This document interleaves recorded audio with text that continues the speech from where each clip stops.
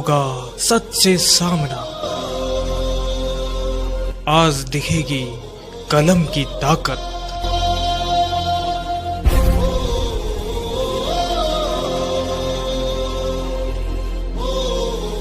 मजहब नहीं सिखाता आपस में बैर रखना। हिम्मत हो सच बोलने का, ताकत हो सच सुनने का। KKN news. बादली चौक पे मौजूद बाईपास रोड पर बादली चौक राधा किशन जी की बड़ी सी विशालकाय प्रतिमा है। बाईपास आने जाने वाले लोगों को ये प्रतिमा दूर से ही ये मूर्ति नज़र आ जाएंगी। 20 फीट ऊंची ये बड़ी सी विशालकाय मूर्ति, भव्य सुंदर मूर्ति राधा किशन की, ये बाईपास रोड है नज़र आ गई। इसी में राम बेटी वृद्धाश्रम स्थापित है, वो आप देख रहे हैं। ये राम बेटी वृद्धाश्रम की इमारत है। जिसको भी आना हो यहाँ पे तो बस बाईपास चौक रोड पे बाईपास पे पहुँचे और बाईपास चौक पे ये राधा किशन जी की मूर्ति देखें। ठीक इस मूर्ति के नीचे ही चरणों तले ही राम बेटी वृद्धाश्रम मौजूद है, जो आप देख रहे हैं।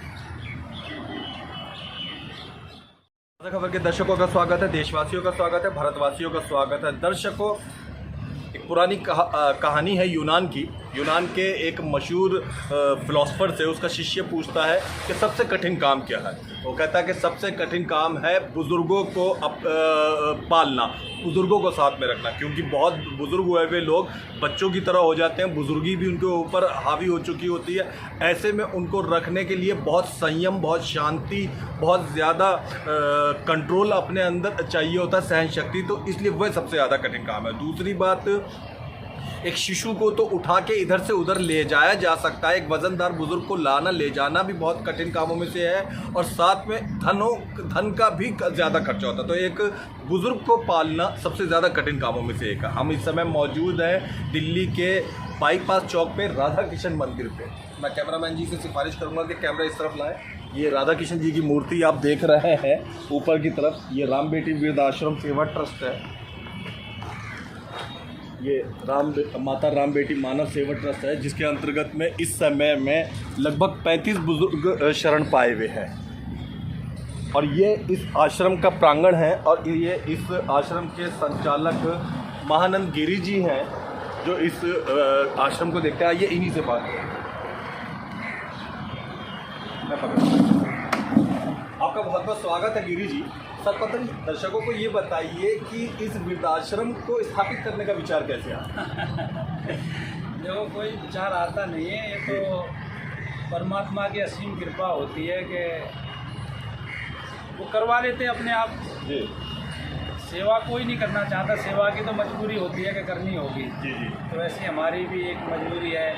जो वृद्ध आश्रम देखते हैं तो वो सोचते हैं कि मरने से बढ़िया तो यहीं रह लो। तो हमने तो सोचा है कि भाई ये इनकी रखने का प्रबंध पूरा किया जाए, तो इसलिए यहाँ पर हॉल 3 तैयार करे गए। अच्छा, दोनों टाइम का भोजन है, दोनों टाइम की चाय है, और आप सब भाइयों का बड़ा प्यार मिलता है इनको, और यहाँ पर दोनों टाइम की साधना होती है, बहुत अच्छा लगता है।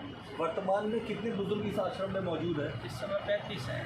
अच्छा, इनके खाने पीने, दवा, रहना सोना, सारा खर्चा राम बेटी वृद्धाश्रम में आश्रम की तरफ से होता है। कुछ हमारे भाई दवाइयाँ दे देते हैं, कुछ राशन देते हैं, कुछ अन्य चीज़ देते हैं, कुछ पैसा भी देते हैं हर महीने के हिसाब से। तो उससे खर्चा। तो ये आश्रम जो संचालित होता है, तो परमात्मा ने आप पे बड़ी कृपा करी भी है, या सभी भाइयों का, सभी लोगों का सहयोग?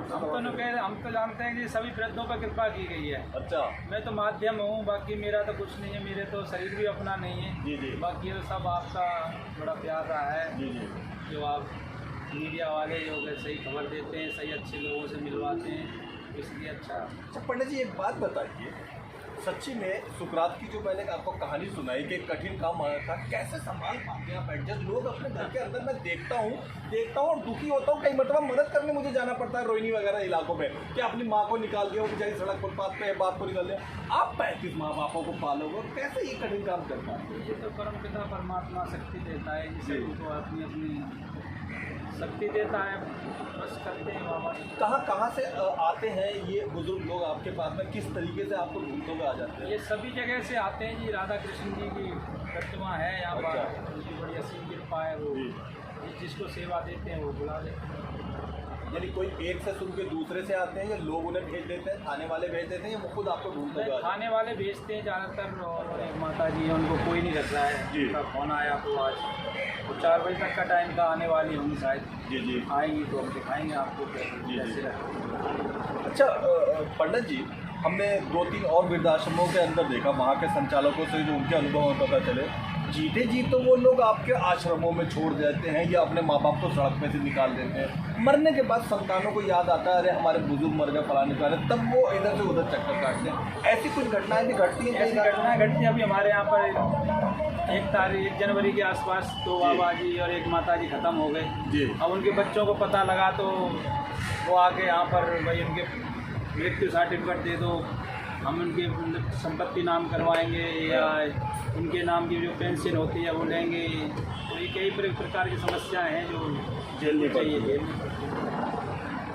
दर्शकों, बुरी बात जो है वो वाकई ये है कि एक आदमी अपना घर परिवार छोड़ के तन मन धन से एक वृद्धाश्रम में 35 लोगों को, बुजुर्गों को रख के उनके खाना पीना दवा वगैरह सारी चीज़ों की सेवा करे। सेवा के अलावा खुदा न खास्ता किसी वजह से अगर उनमें से कोई गुजर जाए तो और सबसे कठिन काम उनकी डेड बॉडी को रखकर गाड़ी में और शमशान घाट तक लाना, ले जाना, फिर जलाना, दाह संस्कार वगैरह कार्यक्रम। और ऐसे में इक्के दुक्के लोग ऐसे नेक आत्मा को, ऐसे परोपकारी व्यक्ति को तंग करें तो ये नैतिक रूप से भी बड़ा अनुचित सा लगता है। आप ये बताइए कि दूसरे लोग जो अलग अलग जगह पर मौजूद हैं या जो अपने ऐसी संतानें जो अपने माँ बापों की सेवा नहीं करती, उनको क्या कहना चाहिए? भाई उनका भाव है, अब कहना क्या चाहेंगे उनके लिए। भाई उनका भाव है, नहीं करते तो नहीं करते। कई बार तो बच्चों को समझाओ, सीधा ही बोल देते मैं इसको अपना बाप ही नहीं मानता। अब बाप नहीं मानता उसके बाद कोई सत्य नहीं बचता कि भाई इसके बाद क्या कहा जाए। मेरा प्रश्न हकीकत में ये था, परिवार वाले निकाल देते हैं या वो अविवाहित होते हैं या वो लावारिस होते हैं? ज़्यादा बड़ा फैक्टर क्या होता है ज़्यादा बुजुर्गों? तीनों चीज़ मिक्स है जी। कुछ के तो बच्चे लॉकडाउन में ख़त्म हो गए, अच्छा। अभी भी नहीं रखती है। अच्छा। कुछ ऐसे हैं जिनके बच्चे नहीं रखते, कुछ के तो बच्चे हुए ही नहीं है, हुए हैं किसी के 2 बच्चे ख़त्म हो गए, किसी के 3 बच्चे ख़त्म हो गए। तो अब जो ख़त्म हो गए उनका कोई सेवा करने वाला नहीं, तो मजबूरी में आश्रम आना पड़ता है, तो उनकी सेवा यहाँ करते हैं। हम जहाँ पर मौजूद है इस आश्रम में हम देख रहे हैं कि एक विशालकाय मंदिर और भव्य सुंदर मंदिर भी मौजूद है, इसके विषय में बताएं। परमपिता परमात्मा की असीम कृपा है जी जी। राधा कृष्ण मूर्ति की स्थापना के विषय में भी बताएं। ये तो हमारे श्री माननीय देवेंद्र यादव जी ने जी सन 2013 में स्थापना करवाई थी। अच्छा। तो हमारे सबसे बड़े माननीय समझते हैं हम उनको, बड़ा प्यार है। इस लाइब्रेरी के विषय में भी बताएं। वो भी उन्होंने करवाई है। अच्छा। अब हमारे ढेर सारे दर्शक आपको देख रहे हैं, आश्रम को देख रहे हैं। अगर कोई यहाँ पे सेवा के उद्देश्य से आना चाहे तो कृपया यहाँ पे किस तरीके से आ सकता है और क्या नंबर है उसके विषय में बताएं। मेरा नंबर 99 110 48 660 नंबर है। और आकर अपना दाल, आटा, चावल, चीनी, चाय पत्ती, कुछ धनराशि से अपनी सहायता कर सकते हैं। कुछ सिलेंडर हैं LPG के, वो भी दे सकते हैं। और भी उनको लगता है कि हम ये चीज़ दे सकते हैं, डायपर हैं, कई चीज़ें ऐसी, दवाई हैं, गोली हैं, और बहुत खर्चे हैं आश्रम के, कुछ भी दे सकते हैं, तो कुछ भी सेवा करें। बहुत बहुत धन्यवाद। बहुत बहुत स्क्रीन के ऊपर आपको जो नंबर लिखा हुआ नजर आ रहा है, इस नंबर पे फ़ोन करके कभी भी आप इस आश्रम में कोई पूछताछ कर सकते हैं, आने जाने का रास्ता पूछ सकते हैं। इवन आप कोई भी चीज़ देना चाहें, चाहे डायपर हो, चाहे खाने पीने की आइटम हो, चाहे दवाएं हो, कपड़े हो, तौलिए हो, किसी प्रकार की और खाने पीने की लिक्विड अनलिक्विड चीज़ें हो, जो भी आपको लगता है, चप्पल जूते वगैरह हो, या आपके घर में ईश्वर न करे कोई बुजुर्ग गुजर गए हों, उनसे जुड़ी हुई कोई चीज़ें, स्मृतियाँ वगैरह हों, वो आप इस आश्रम में दे सकते हैं। इवन इसके अलावा अगर आप अपने किसी पूर्वजों की स्मृति में कोई भोजन वगैरह देना चाहते हो तो वो भी अनुदान आप यहाँ पर आकर दे सकते हैं। इवन अगर आप अपने बच्चे का जन्मदिन मनाना चाह रहे हो तो आप बच्चे को लेकर, ताकि उनको सीख मिले, ताकि उनको सबक मिले, ताकि वो कुछ सीखे बुजुर्गों को लेकर, आप अपने बच्चे को केक के साथ लाके इन बुजुर्गों के साथ में भी जन्मदिन मना सकते हैं। नीचे इस वृद्धाश्रम का नंबर नजर आ रहा है, इस नंबर पर कॉल करके आप कभी भी यहाँ आ सकते हैं। धन्यवाद। हम बेटी वृद्धाश्रम के भीतर वाले एरिया में मौजूद हैं। यहाँ आप ये पलंग देख रहे हैं, यहाँ पर बुजुर्गों को ये जो आप बिल्डिंग देख रहे हैं, ये हाल फिलहाल में ही बनाई गई है। यहाँ पे वर्तमान में 35 वृद्ध रहते हैं। ये मैं कैमरामैन साहब से अनुरोध करूँगा कि इस तरफ दिखाएं। ये सारे बेड जो आप देख रहे हैं, यहाँ पे बुजुर्गों को रखा जाता है और यहाँ पे आप देख सकते हैं कि मीनू पूरा लिखा हुआ है। नाश्ते में आलू पराठा मक्खन दही, सुबह के भोजन में दाल चावल रोटी, शाम के खाने में चाय रस और डिनर में पूरी खीर मटर पनीर रायता चावल आलू गोभी।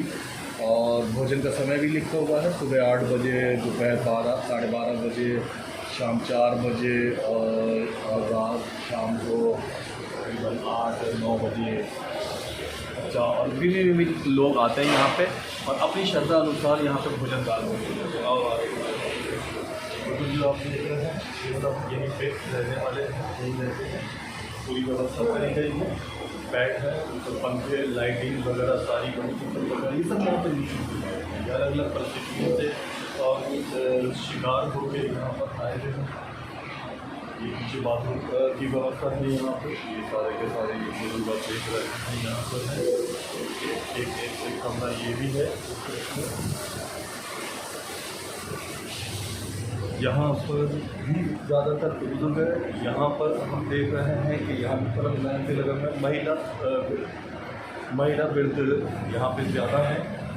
अधिकतर यहाँ पे सब बुजुर्ग महिलाएं जो यहाँ पर नजर आ रही है, सब किसी न किसी परिस्थितियों का जटिल परिस्थितियों का शिकार होकर यहाँ पर आए हुए हैं। ये सारी जो आप देख रहे हैं तरीके से बना हुआ आश्रम में बहुत सुंदर व्यवस्था है, बड़ी सुव्यवस्थित, बड़ा बेहतर व्यवस्था है। ये बड़ी बेहतर व्यवस्था है, सारी चीज़ें बड़ी उत्तम तरीके से अरेंजमेंट यहाँ दिया जाता है। खाना पीना दवाएं वगैरह सारी चीज़ें। ये सब महिलाएँ हैं जो किसी न किसी कठोर यातना की वजह से अपना जीवन इस वृद्धाश्रम में गुजार रही हैं है। और इनके हर सुख दुख में भी हम शामिल होने का पूरा प्रयास करते हैं। वृद्धाश्रम यहाँ पे महिलाएँ की आती है। अच्छा, ये वृद्धाश्रम जब शुरू हुआ था आज से 2-2.25 साल पहले, तो लगभग एक आप समझिए कि बंजर सी ज़मीन पे और झुकी सी बना के लकड़ियों की आप देख रहे हैं। ये वृद्धाश्रम है रामनीति वृद्धाश्रम, जो बादली बाईपास रोड पर मुकरबा चौक पर राधा कृष्ण जी की मूर्ति है उसके ठीक नीचे स्थापित है। यहाँ पे बैठे वृद्ध यहाँ रखे जाते हैं, सब निःशुल्क है, फ्री सेवा है। ये ऊपर आप देख रहे हैं, बहुत बढ़िया। ये ऊपर आप देख रहे हैं माता राम 2 मंजिला आश्रम है, ऊपर भी बन रहा है, ऊपर से पानी का छिड़काव भी आ रहा है। के ऊपर तराई करी जा रही है, बहुत बढ़िया किस्म का। और आगे भविष्य में विचार है कि पुरुष ऊपर रखे जाए, महिला बुजुर्ग पीछे रखी जाए, संख्या बढ़ाने के लिए ऐसा करा जा रहा है। आइए यहाँ किसी आश्रम के बगल में स्थापित मंदिर है। मैं चाहूँगा कैमरामैन साहब से इससे मंदिर की तरफ संभाल के दृश्य डालें। ये मंदिर है जो यहाँ पर इसी वृद्धाश्रम के बिल्कुल समीप स्थापित है। इधर आ जाइए देख के। ये मंदिर के दानी कर्ताओं की सूची है। ज़्यादातर आज़ादपुर पलसवा लिबासपुर के लोग हैं। और ये लाइब्रेरी है जो हम देख रहे हैं, ये केरिंदर यादव जी जो उन्होंने बनाई है अपने पिताजी की याद में। निष्पक्ष, निर्भय और सत्य बताते हैं। हम आपके लिए ऐसी खबरें लाते हैं। KKN न्यूज़ समाज को आईना दिखाते हैं।